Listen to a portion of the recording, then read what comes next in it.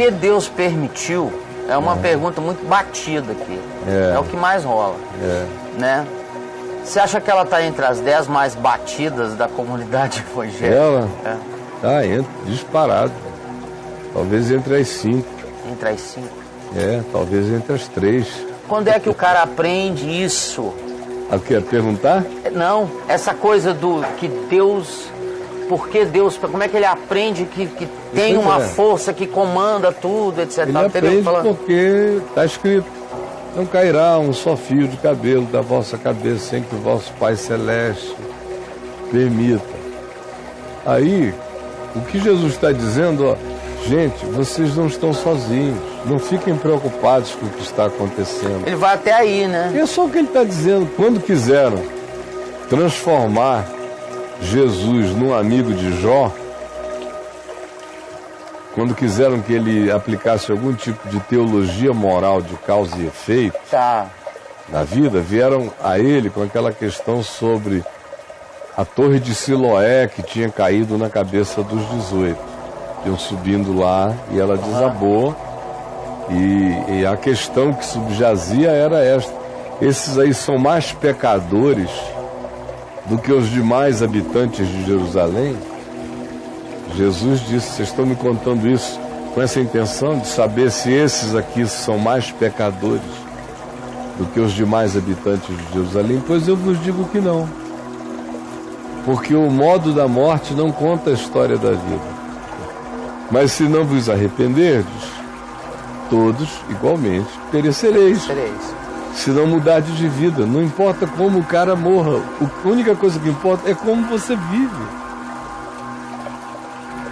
Os apóstolos de Jesus tiveram mortes horripilantes. A julgar pelo modo como morreram, eles teriam sido grandes fascínoras se se aplicasse a teologia moral de causa e efeito. Claro. Então, para ter tido esse efeito desastroso, tem que haver uma causa que justifica esse efeito. É trazer o mundo da macrofísica newtoniana para aplicações na existencialidade de um ser livre, que não é uma pedra e não é um fenômeno sem volição, que é o ser humano, que se move, que se coloca, que escolhe, que vai, que vem. Assim como uma pedra cai sobre outra pedra, uma pedra cai sobre um humano. Assim como uma pedra rola e derruba uma árvore, ela derruba, se no lugar da árvore houver o carro de um ser humano, ele vai levado junto. Foi uma conspiração da existência contra ele? Não. Foi o livre-arbítrio dos fenômenos da existência combinado em múltiplos vetores que criaram aquela consequência. O indivíduo estava na passagem da sequência e da consequência, estava na passagem do efeito. Mas nós humanos insistimos em não nos preocuparmos com o nosso modo de viver e ficarmos tentando interpretar calamidades da existência perguntando a Deus: por que Deus? Ao invés de nos perguntarmos: por que eu sou idiota como sou? Por que eu escolho as coisas estranhas que eu escolho?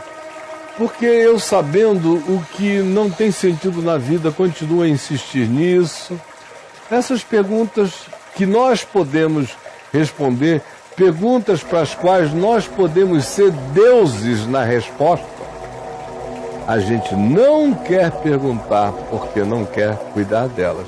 Aí prefere perguntar: Deus, por que essa pedra caiu na minha cabeça?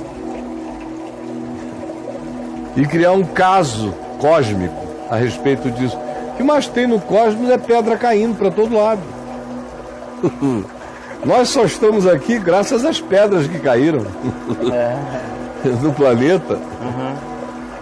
E nós somos resultado de toda essa pedregosidade cósmica. Caindo, e no meio disso tudo tem um entalhe divino que não leva 7 dias de criação, leva 7 dias da criação segundo Deus, que são os processos do espaço-tempo. Espaço-tempo todo é uma semana de Deus. Ai, meu Jesus, mas quando é que vão me entender, né? é tão simples quando você compreende. A vida fica tão descomplicada. E a sua confiança no Senhor, leve e enraizadamente animada. Leve com raízes que vão até o âmago. E um ânimo, porque você sabe que já não há mais nenhuma conspiração contra os que estão em Cristo Jesus. Ao contrário, todas as coisas conspiram para o bem, cooperam para o bem daqueles que amam a Deus. Basta isso.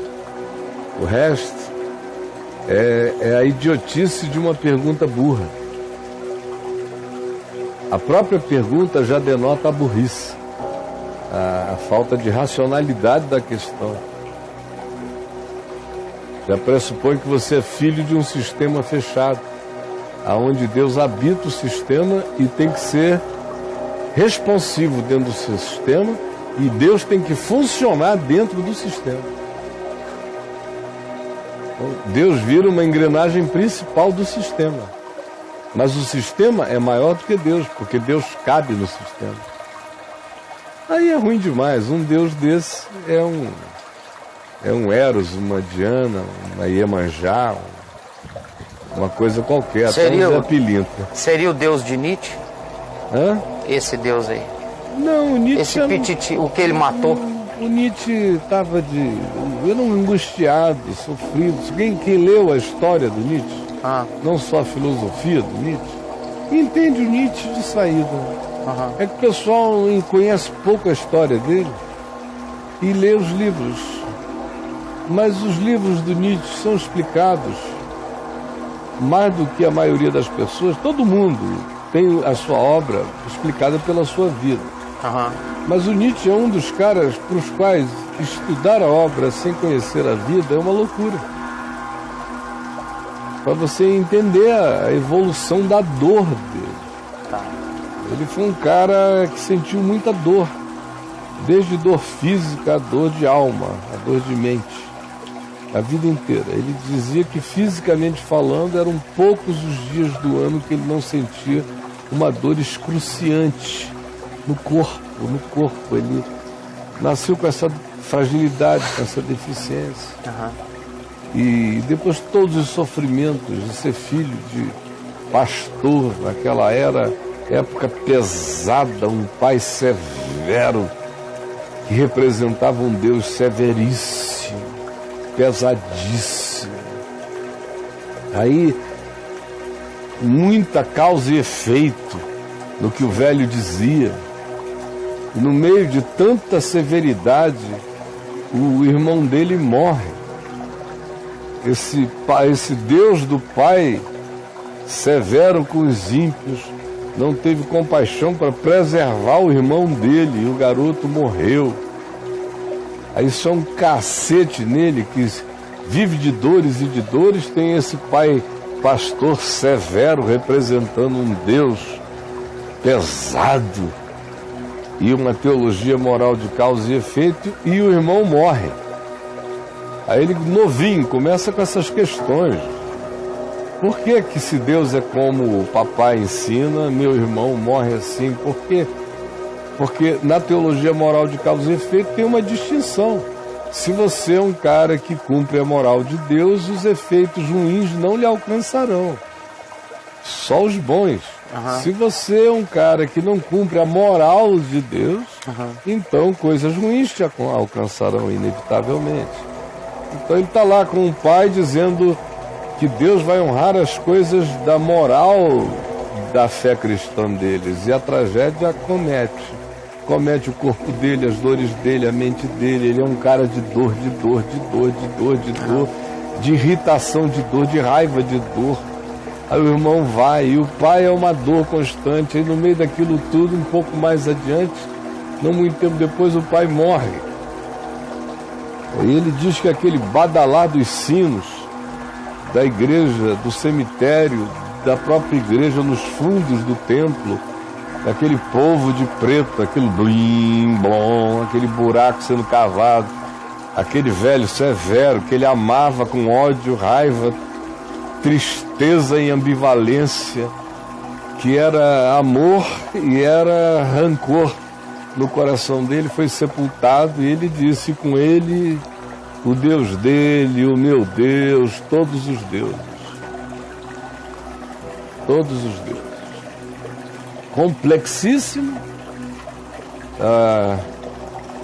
amava a quem não o correspondia, e ele era de um tipo de um amor tão visceral que ele não conseguia trocar para amar outra pessoa, se fixou naquele amor, se fez animal daquele amor.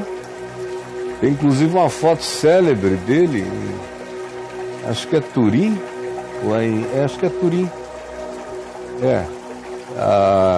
onde ela está numa carroça, e ele e o amigo que veio a casar com ela, porque ela acabou se apaixonando pelo amigo, embora fosse a maior cúmplice filosófica dele, se apaixonou foi pelo amigo e não por ele. Adorava a mente dele e se apaixonou pelo amigo. Mas o homem não. Não era genial como ele. E aí, nessa foto, ele e o amigo são os cavalos puxando a carroça dela. E ela sentada na carroça com o chicote, batendo nele. E tiraram a foto para exemplificar o significado dela na existência deles. Cara, que loucura. Olha a loucura. Tem essa foto? Foto tem. Compra uma boa biografia do Nietzsche, que você vai ler essa história nos detalhes, né? Tem uma relação ambivalentíssima com a irmã, com a família, um monte de coisas. O esquisitismo dele que foi crescendo, até que um dia, de novo, ele ia passando pela rua. Aí sim, desculpa, eu acho que já é esse segundo episódio. Ele vai passando e ele vê um cavalo sendo, acho que em Turim, sendo golpeado, chicoteado pelo dono. Flapo, flapo, flapo. E ele parou olhando aquele cavalo sendo chicoteado, e a vida dele inteira fez um pacotão angustioso, e a identificação final dele como aquele indivíduo que até em relação à mulher ele foi aquele homem de chicotes e tudo mais, no qual ele se sentiu um ser de chicotes passando pela vida. Ele enlouqueceu ali e não voltou mais. No meio da rua, nunca mais voltou. A lucidez. Então, esse cara, no meu coração, eu tenho toda a ternura pela condição, pela dor, pela angústia. Podia ser um filho meu, podia ser qualquer um. Criado nessas circunstâncias, interpretando a vida assim, esmagado por uma religião de peso, de tábuas de lei, de mortalha, de medo, de culpa. Enquanto isso, o cara é cheio de dores. E a existência faz com que os amores o machuquem, até que ele enlouquece e não volta mais. De modo que ele é um louco de uma genialidade extraordinária. A fascinação dele é essa, para mim. Nada além disso. Eu não leio Nietzsche para seguir conselhos, mas para ler uma boa literatura e o tormento criativo de uma mente enlouquecida.